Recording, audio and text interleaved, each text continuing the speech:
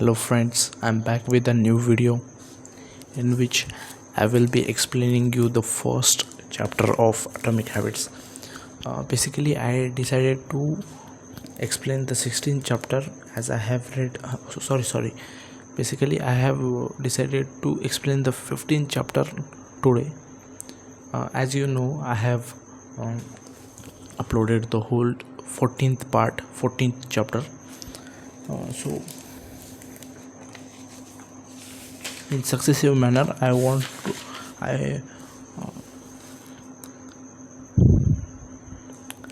wanted to explain 15th part of it, but I felt so incomplete bit because I directly started from the 11th chapter to the 14th chapter. That's why I decided that if any day goes in vain, that means if in on if possible, if there is a day in which I am not able to read any successive chapter, then I will record and explain the previous chapter of this book. So as I have thought, I will be explaining you the first chapter, the surprising power of atomic habits. Let me see it first, and according to that I will be differentiating it into some parts. First part, second, third, fourth,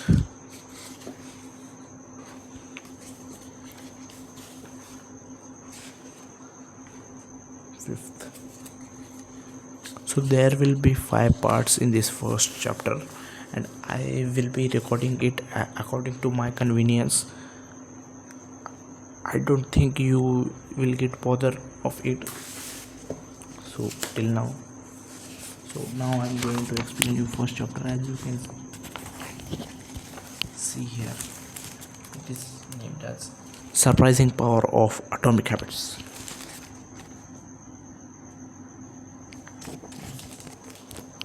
Let's start. The fate of British cycling changed one day in 2003. तो British cycling जो थी उसकी एक दिन किस्मत बदल गई 2003 में. The organisation which was the governing body for professional cycling in Great Britain had recently hired Dave Brailsford as its new performance director. तो एक दिन ब्रिटिश साइकिलिंग की किस्मत 2003 में बदल गई, जिस दिन जो ऑर्गेनाइजेशन है, यानी कि मैं कह सकता हूँ जो संस्था है, उसने साइकिलिंग, प्रोफेशनल साइकिलिंग इस स्पोर्ट्स के लिए ग्रेट ब्रिटेन में डेव ब्रेल्सफोर्ड नामक एक परफॉर्मेंस डायरेक्टर को हायर किया. At the time professional cyclists in Great Britain had endured nearly 100 years of mediocrity. तो उस टाइम तक जो प्रोफेशनल साइकिलिस्ट थे ब्रिटेन में, तो नियरली 100 साल से वो हारते हुए आ रहे थे, या फिर मैं कह सकता हूँ एकदम एवरेज थे, या फिर मैं कह सकता हूँ कि वो एकदम मीडियोकर थे 100 साल से. सोच रहे हो भाई, 1 सेंचुरी से, और एक भी उन्होंने ऐसा अवार्ड वगैरह नहीं जीता था. तो since 1908 British riders had won just a single gold medal at the Olympic Games, and they had fared even worse in cycling's biggest race, the Tour de France. तो 1908 से जो ब्रिटिश राइडर्स थे, उन्होंने सिर्फ एक ही ओलंपिक गेम्स का gold medal जीता था साइकिलिंग में. और सबसे बड़ी नाक उनकी तब कटी जब उन्होंने साइकिलिंग की बिगेस्ट रेस, जो साइकिलिंग के नाम से ही प्रमोट की जाती है, द टूर डे फ्रांस में एकदम वर्स्ट परफॉर्मेंस थी. इन 110 years no British cyclist had ever won the event. तो 110 सालों में एक भी ब्रिटिश साइकिलिस्ट ऐसा नहीं था जिसने कि टूर डे फ्रांस को जीता था. In the fact, the performance of British riders had been so underwhelming that one of the top bike manufacturers in Europe refused to sell bikes to the team because they were afraid that it would hurt sales if other professionals saw the Brits using this gear. तो उस time की बात है कि in British rider की performance को देखकर लोग ब्रिटिश राइडर्स की परफॉर्मेंस इतनी खस्ता थी कि उनको देख के जो टॉप बाइक मैन्युफैक्चरिंग कंपनी थी यूरोप में, तो उन्होंने अपनी बाइक्स ब्रिटिश राइडर्स को देने से मना कर दिया, क्योंकि उनको ऐसा लगता था कि ऐसा करने से उनके सेल्स पे ज़्यादा ही प्रभाव पड़ेगा. यानी कि जब भी कोई प्रोफेशनल देखेगा और सोचेगा मैं अगर ये बेस्ट मैन्युफैक्चरर कंपनी है, इसकी बाइक यूज़ करूँगा, लेकिन अगर वो तभी ब्रिटिश को उनकी बाइक यूज़ करते हुए देखेगा जो कि लगातार हार रहे हैं 110 सालों से, तो वो बिल्कुल भी उनकी बाइक यूज़ बिल्कुल नहीं करेगा. तो let's continue. Brailsford had been hired to put British cycling on a new trajectory. तो ब्रेल्सफोर्ड को ब्रिटिश साइकिलिंग को एक नए ट्रैजेक्टरी सेट करने के लिए बनाया गया था. यानी कि मैं कह सकता हूँ उन्हें ब्रिटिश साइकिलिंग को इम्प्रूव करने के लिए भेजा था. What made him different from previous coaches was his relentless commitment to a strategy that he referred to as the aggregation of marginal gains, which was the philosophy of searching for a tiny margin of improvement in everything you do. तो बाकी coach से Brailsford को एक चीज़ अलग बनाती थी, जो कि है उनका अनबिलीवेबल कमिटमेंट एक स्ट्रैटेजी के तहत, जो कि जिसे उन बाकी कोच से ब्रेल्सफोर्ड काफ़ी अलग थे, क्योंकि एक चीज़ थी जो उन्हें बहुत अलग बनाती थी. वो है उनका unbelievable commitment towards one strategy, जिसको कि उन्होंने नाम दिया है एग्रीगेशन ऑफ मार्जिनल गेंस. तो ये जो एग्रीगेशन ऑफ मार्जिनल गेंस है, इसकी फ़िलॉसफी कुछ ऐसी है कि एकदम छोटी छोटी चीज़ों में इम्प्रूवमेंट हमें करनी चाहिए. अगर हम कोई भी चीज़ करें तो इसमें हमें छोटी एकदम टाइनी इम्प्रूवमेंट्स करनी चाहिए, जिससे कि हमें लॉन्ग टर्म में थोड़ा सा तो बेनिफिट मिले.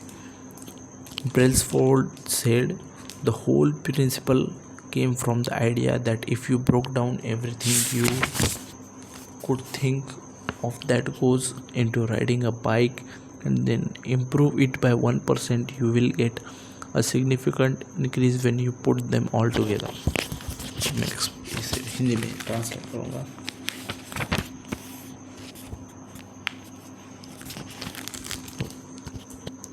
ब्रेल्सफोर्ड ने कहा था कि ये जो पूरा प्रिंसिपल है, ये सिर्फ एक ही आइडिया से आया है कि आप हर एक चीज़ को इतनी बारीकी से करो कि जितना कि आप सोच भी नहीं सकते. तो ये आप अप्लाई कर सकते हो बाइक राइडिंग के लिए, और उसमें आप सिर्फ 1% ही इम्प्रूवमेंट करो, और इससे होगा कुछ नहीं, लेकिन आपको एक सिग्निफिकेंट बेनिफिट मिलेगा जब आप उसे परफॉर्म करोगे. तो इनका कहना बेसिकली ये था कि अगर आप कोई भी काम कर रहे हो तो उसे एकदम ब्रेक डाउन करो और एकदम माइन्यूट लेवल पे उसकी इम्प्रूवमेंट करना शुरू कर दो, जिससे कि वो आपको थोड़ी सी तो बेनिफिट देगा. और उन्होंने बाइकर्स को सलाह दी कि अगर आप बाइक राइडिंग को मन में लेकर ये प्रिंसिपल अप्लाई करना चाहते हो तो सिर्फ 1% इम्प्रूवमेंट करो, जिससे कि आपको लाइफ में सिग्निफिकेंट इम्प्रूवमेंट मिले राइडिंग के मामले में। Brailsford and his coaches began by making small adjustment you might expect from a professional cycling team. तो ये जो ब्रेल्सफोर्ड चाचा है और उनके कुछ ऐसे सब कोचेस थे, तो उन्होंने साथ मिलकर छोटी छोटी एडजस्टमेंट करना शुरू कर दिया जो कि हम प्रोफेशनल साइकिलिंग टीम से एक्सपेक्ट भी करते हैं। They redesigned the bike seat to make them more comfortable and rubbed alcohol on tires for better grip। तो उन्होंने जो है बाइक की जो सीट्स होती है, साइकिल्स की जो सीट्स होती है, उनको रीडिज़ाइन किया और बैठने के लिए बहुत ही कंफर्टेबल बना डाला। और उन्होंने टायर्स पर अल्कोहल भी रब किया जिससे कि एक बेटर ग्रिप मिल पाए। They ask riders to wear electrically heated overshorts to maintain ideal muscle temperature while riding and used biofeedback sensors to monitor how each athlete responded to a particular workout। तो उन्होंने हर एक rider को बोला कि आप electrically heated overshorts पहनो जिससे कि आपका मसल का आइडियल टेम्परेचर जो है वो साइकिलिंग करते वक्त मेंटेन रहे। और जब भी आप वर्कआउट कर रहे हो तब और जब भी वो राइडर्स वर्कआउट कर रहे थे तब उन्होंने बायो फीडबैक सेंसर्स यूज़ किए जिससे कि वो हर एक एथलीट की वर्कआउट कैपेसिटी या फिर कैसे वो रिस्पॉन्ड कर रहा है वर्कआउट के टाइम वो मॉनिटर कर सके। The team tested various fabrics in a wind tunnel and had their outdoor riders switch to indoor racing suits, which proved to be lighter and more aerodynamic।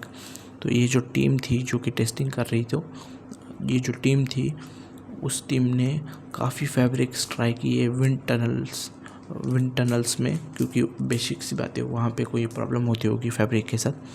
तो उन्होंने wind tunnels में अलग अलग fabrics की testing की और ये जो आउटडोर राइडर्स थे उनको इंडोर रेसिंग सूट्स दिए गए जो कि ये जो आउटडोर राइडर्स थे उनको इंडोर रेसिंग सूट्स दिए गए जो कि ऑब्वियसली लाइटर और मोर एरोडायनेमिक थे, हल्के और बहुत ज़्यादा एरोडायनेमिक थे। लेकिन वो वहाँ तक रुके नहीं। ब्रेल्सफोर्ड और उसकी team Brailsford and his team continued to find 1% improvements in overlooked and unexpected areas। तो ब्रेल्सफोर्ड और उसकी टीम ये 1% इम्प्रूवमेंट पाने में लगे रहे और कुछ आप सोच भी अनएक्सपेक्टेड और ओवरलुक्ड एरियाज़ में भी वो लोग 1% इम्प्रूवमेंट ढूंढने लगे। They tested different types of massage gels to see which one led to the fastest muscle recovery।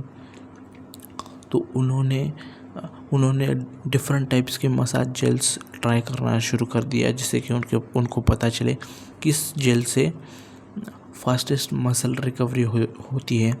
They hired a surgeon to teach each rider the best way to wash their hand to reduce the chances of catching a cold। तो उन्होंने एक surgeon को भी higher किया जो कि उन सारे राइडर्स को सिखा सके कि एक अच्छे तरीके से हाथ कैसे धोए जाते हैं जिससे कि उनको सर्दी होने के बहुत कम चांसेस हो। They determined the type of pillow and mattress that led to the best night's sleep for each rider। तो उन्होंने एक अच्छे टाइप की पिलो और मैट्रेस हर एक राइडर के लिए अरेंज की ताकि हर एक राइडर को बेस्ट नाइट स्लीप मिल सके। They even painted the inside of the team truck white, which helped them spot little bits of dust that would normally slip by unnoticed but could degrade the performance of finely tuned bikes।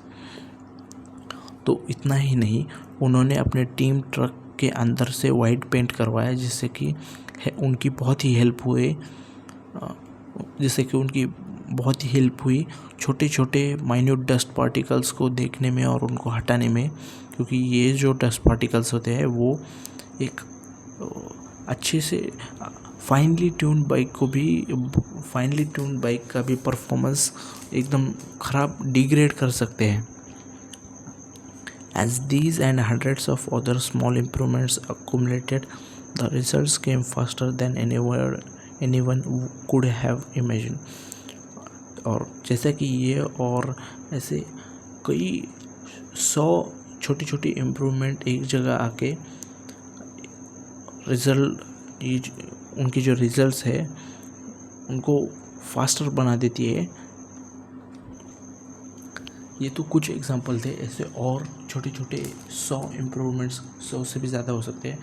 जैसे छोटे छोटे और improvements करके जब ये सब एक जगह पे एक एक्यूमुलेट हो गए तो उन्होंने इतना बड़ा धमाका यानी उनके रिज़ल्ट को इतना फास्टर बना दिया है कि कोई इमेजिन भी नहीं कर सकता था कि ये इतना जल्दी आएगा result. Just 5 years after Brailsford took over, the British cycling team dominated the road and track cycling events at the 2008 Olympic Games in Beijing, where they won an astounding 60% of gold medals available for तो just 5 साल बाद जब से Brailsford ने काम करना शुरू किया, तब से ये ब्रिटिश साइकिलिंग टीम जो है वो रोड पे और ये जो साइकिलिंग इवेंट्स है उसके ट्रैक पे एकदम डोमिनेट करने लगी. और रोड पे और 2008 के ओलंपिक गेम्स का जो साइकिलिंग ट्रैक्स है उन पे डोमिनेट करने लगी, जो कि बीजिंग में कंडक्ट हुआ था, जहाँ पे उन्होंने 60% ऑफ गोल्ड मेडल्स जो अवेलेबल थे वो सब जीत लिए. 4 years later, when the Olympic Games came to London, the Brits raised the bar as they set 9 Olympic records and 7 world records. तो 4 साल बाद जब ओलंपिक गेम्स लंदन में आए तो ब्रिटिशर्स ने इम्प्रूवमेंट का बार इतना हाई कर दिया कि उन्होंने 9 ओलंपिक रिकॉर्ड्स और 7 वर्ल्ड रिकॉर्ड्स सेट कर दिए. That same year, Bradley Wiggins became the first British cyclist to win the Tour de France. और उसी साल में ब्रैडले विगिंस पहला ऐसा ब्रिटिश साइकिलिस्ट बना जो कि टूर डे फ्रांस जीता है. The next year, his teammate Chris Froome won the race, and he would go on to win again in 2015, 16 and 17. और उसके एक साल बाद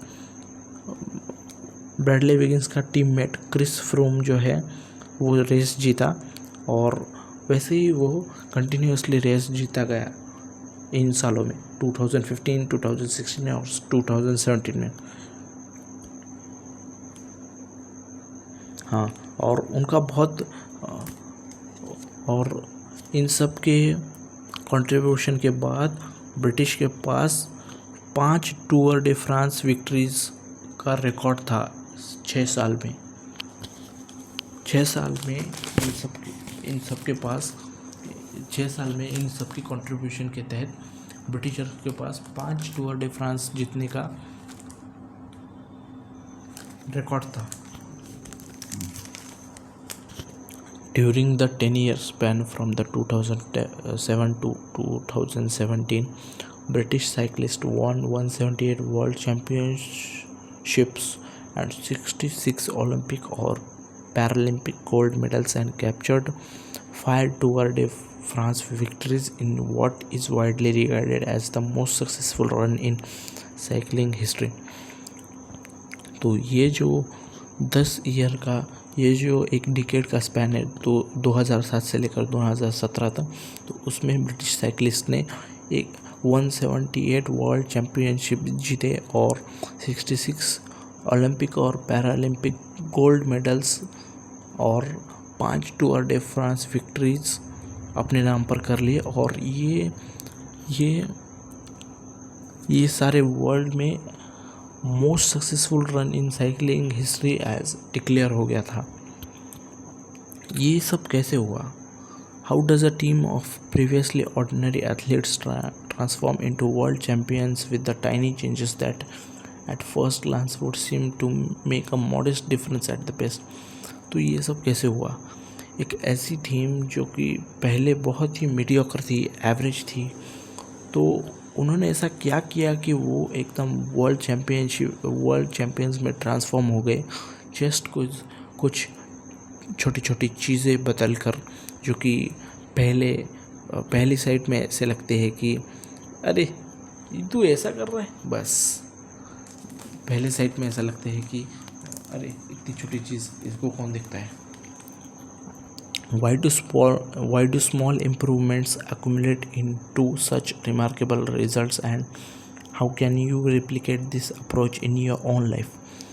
तो ये जो छोटी छोटी इम्प्रूवमेंट्स है वो एक जगह पे आके अपना एकदम तो ये जो छोटी छोटी इम्प्रूवमेंट्स है वो एक जगह एक्यूमुलेट होके इतने बड़े रिजल्ट्स डिक्लेयर करने लगती है.